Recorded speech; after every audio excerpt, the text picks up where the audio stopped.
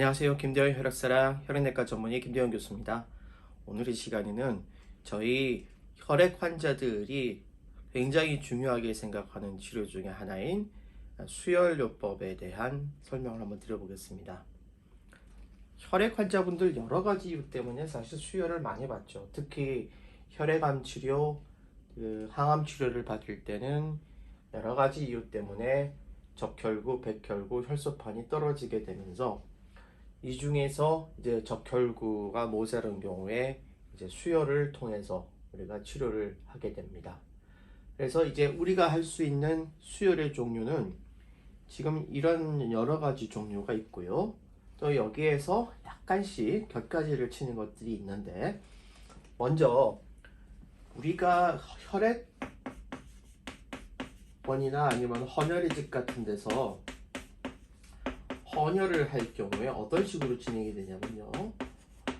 보통 여러분들이 헌혈을 하러 가시면은 여러분의 건강 상태를 체크를 하고 건강 상태에 특별한 이상이 없고 뭐 드시고 있는 약이라든지 이런 문제가 없는 경우에는 이제 헌혈을 진행을 하게 되는데, 혈액을 일단 뽑아서 그 혈액에 대한 여러 가지 검사를 진행을 해서 검사가 이상이 없으면은 이제 그 혈액을 우리가 사용할 수 있게 됩니다. 보통 남자분들의 경우는 한 번 헌혈을 할 때 400cc 정도를 헌혈을 하고요. 여자분들의 경우에는 320cc 정도를 헌혈을 하게 됩니다. 이렇게 사람의 몸에서 나온 혈액 자체를 전혀 가공을 하지 않고 그대로 사용하는 것을 전혈이라고 합니다.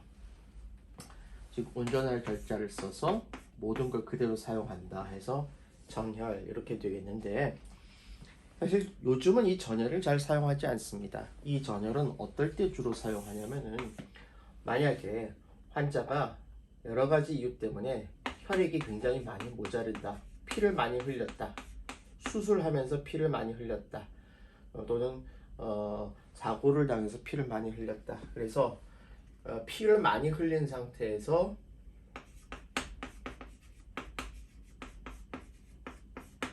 거기에 우리 몸 안에 있는 수분, 즉 물도 같이 부족을 해서 혈압이 떨어질 가능성이 있는 경우에는 이 전혈을 사용을 하게 되는 경우가 간혹 있습니다.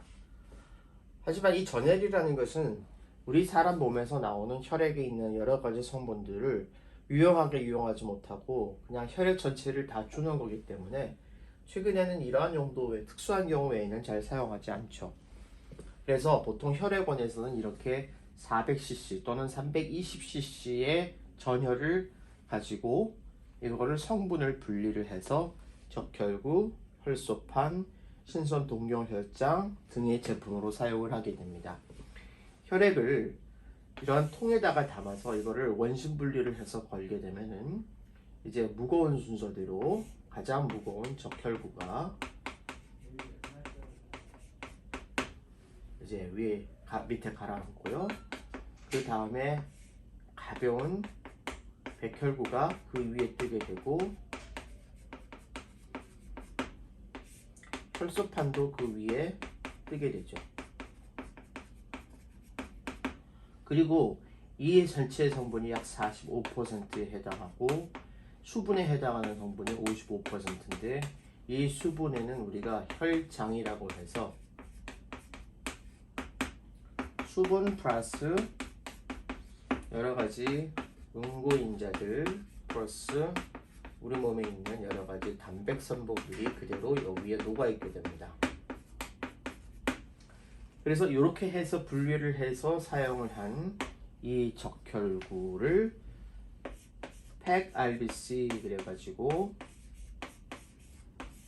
적혈구만 사용하는 그런 수혈로 사용할 수가 있는데, 보통 400cc짜리 전혈을 분리를 하면은 일부 여기 혈장이 섞여 있어서 400cc가 다 나오는 건 아니고 보통 한 220cc 정도의 용량이 나오게 되죠.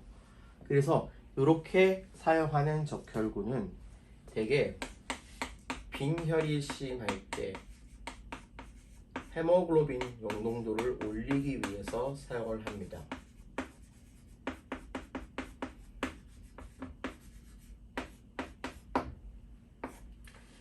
이 적혈구 수혈을 언제 하느냐에 대한 기준은 사실 없습니다. 환자에 따라서 상태에 따라서 다 다르죠.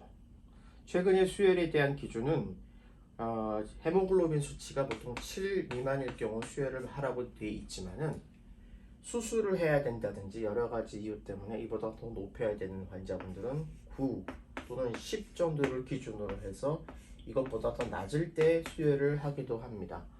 보통 400cc에서 분리된 폐갈비씨 1개를 수혈을 하면은 빈혈 수치, 헤모글로빈 수치가 1 정도 오르는 것으로 그렇게 알려져 있습니다. 그래서 만약에 수치가 6이었던 사람이 폐갈비씨 하나를 맞으면은 보통 일반적으로는 7 정도까지 올라가고 2개를 맞으면 8이 되고 이런 식으로 헤모글로빈 자체만 올리는 그러한 용도로 사용을 하게 됩니다.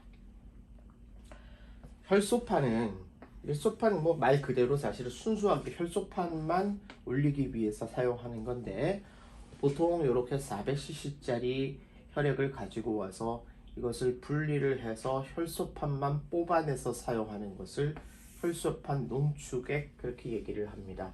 그래서 보통 한 400cc 정도의 혈소판을 분리를 해서 쓰게 되면 보통 한 80cc 정도의 용량이 나오게 되고요. 이거를 가지고서 수혈을 하게 되면은 보통 저희는 유니트라고 그렇게 표현을 하는데 폐갈비씨 하나에서 나온 혈소판 농축액 하나 1유니트를 수혈을 하면은 보통 혈소판이 5,000 정도가 올라가는 것으로 되어 있습니다. 그래서 이렇게 사용하는 용도는 결국 혈소판이 낮을 때 그 혈소판 수치를 올리기 위해서 사용하는 것인데 만약에 혈소판 수치가 우리가 한 3만 정도를 올리겠다 하면은 그럴 때는 보통 6유니트 정도를 이제 수혈을 하게 되고요.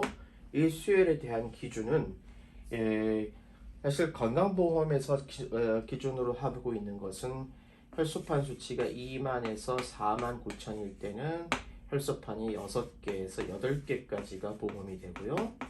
그리고 2만 밑으로 떨어졌을 때는 혈소판이 12개에서 16개까지가 보험이 되기 때문에 보험 기준을 정확하게 맞춰서 사실은 수혈을 하고 있습니다.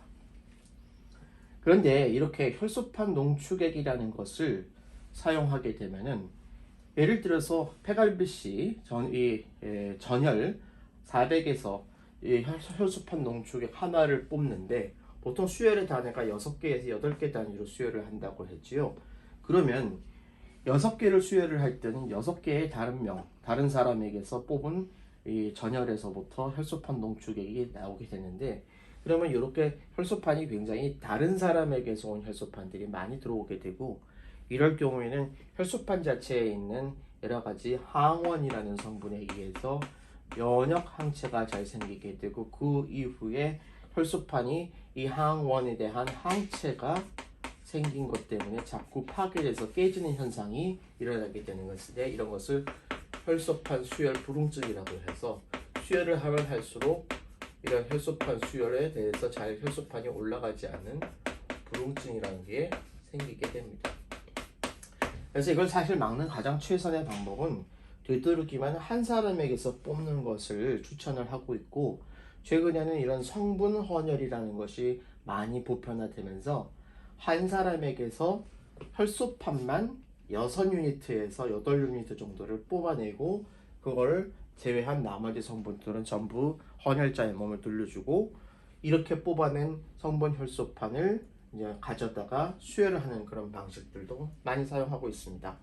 그래서 성분 혈소판의 가장 큰 장점은 혈소판 농축액에 비해서는 여러 사람의 혈소판에 노출되지 않기 때문에 그만큼 이 혈소판 자체에 대한 항원 노출이 덜하니까 항체가 덜 생기게 되고 그래서 나중에 혈소판을 수혈을 했을 때 혈소판이 잘 떨어지는 혈소판 불응증이 생길 확률이 더 낮다는 장점이 있겠죠. 그래서 이 혈소판 성분 헌혈이라는 것을 되도록 열심히 하시는 것이 좋겠습니다. 이 성분 혈소판은 이 전혈은 보통 2달 정도에 한 번씩 할 수 있는데 반해서 성분 혈소판은 2주마다 할 수 있는 장점도 있기 때문에 여러 가지 편의성이 있습니다만 단지 전혈은 보통 한 30분 정도면 헌혈이 가능한데 이 성분 혈소판은 3시간에서 4시간 정도가 걸리게 되는 단점이 있습니다. 자, 이렇게 이 세포에 해당하는 성분들을 전부 다 빼내고 나면은 우리 몸에는 이 혈장이라는 게 있는데요. 이 혈장이라는 것을 일단 한번 얼려서 이것을 천천히 녹이게 되면은 거기에 동결응집소라는 것이 먼저 흘러나오게 되고 이것을 분리한 이후에 사용하는 것이 신선 동결혈장인데, 신선 동결혈장이라는 것은 우리 몸에 있는 혈액의 응고가 잘 안 될 때 이런 응고인자들을 보충해주는 성분으로서 사용하고, 응고인자를 대표적으로 나타내는 PT, APTT라는 결과를 봐서 이 수치가 이상이 있을 때 이러한 신선 동결혈장을 주입해주면 응고인자가 보충이 되면서 이 수치가 교정되는 효과가 있습니다. 동결응집소라는 것은 이렇게 혈장을 얼렸을 때, 얼리고 난 이후에 녹였을 때 처음 흘러나오는 성분인데, 이 성분에는 8번 인자, 섬유소원, 그 다음에 폰빌레브란트 인자라는 것들이 굉장히 많기 때문에 이러한 성분들을 특별히 필요로 하는 그런 질환에서는 이 동결응집소를 많이 사용하는데요. 예를 들면 폰빌레브란트 인자가 결핍이 돼서 출혈이 잘 생기는 폰빌레브란트 지병이라든지, 급성골 수성백혈병 중에서 사명과 같이 섬유소원이 떨어지면서 출혈이 잘 생기는 경우, 또는 8번 인자가 부족해서 생기는 혈우병의 경우에는 이와 같은 동결응집소를 사용을 해서 출혈을 막을 수 있는 그런 장점들이 있겠습니다. 자, 그럼 정리하겠습니다. 우리가 혈액을 혈액원에서 뽑게 되면은 400cc나 320cc를 뽑게 되는데, 이렇게 뽑은 것을 전체를 다 사용하는 것을 전혈이라고 하고, 전혈이라는 것은 우리가 출혈이 있으면서 동시에 수분 부족이 있어서 혈압이 떨어졌을 때는 제한적으로 쓸 수 있지만, 최근에는 이렇게 잘 사용하지 않고 이렇게 성분별로 분리를 해서 사용을 하는데, 헤모글로빈이 떨어졌다, 즉 빈혈이 있었다 그럴 때는 적혈구만 수혈하는 그런 방식을 쓰고, 보통 적혈구 하나를 주입하게 되면은 빈혈 수치, 헤모글로빈 수치가 1 정도 교정되는 효과가 있습니다.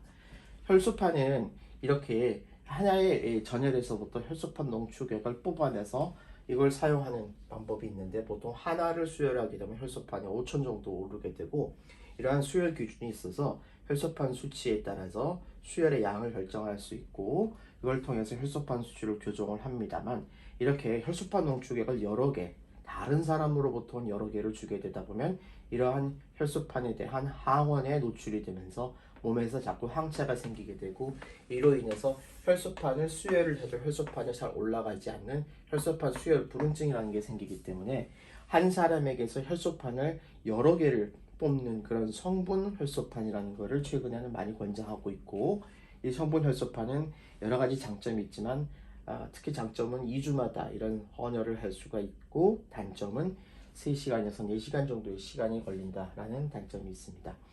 그리고 이렇게 세포 성분을 뽑아낸 나머지 액체 성분을 혈장이라고 하는데, 혈장을 얼렸다가 녹이게 되면 처음 흘러나오는 것이 동결응집소라는 게 있는데, 이러한 성분들이 굉장히 풍부하게 들어가 있어서 이런 성분이 부족해서 출혈이 생기는 환자에게서는 수혈을 통해서 출혈을 교정해 줄 수가 있고요. 또 나머지 성분들 신선 동결혈장에도 역시 응고인자가 많이 포함되어 있어서 이러한 응고와 관련되어 있는 검사 이상이 있을 때는 이러한 수혈을 통해서 환자분의 응고 수치를 교정을 해서 지혈을 돕는 데 사용하기도 합니다. 네, 오늘도 혈액질환으로 치료받으시는 저희 환우분들과 그 가족들의 건강과 행복을 기원합니다. 감사합니다.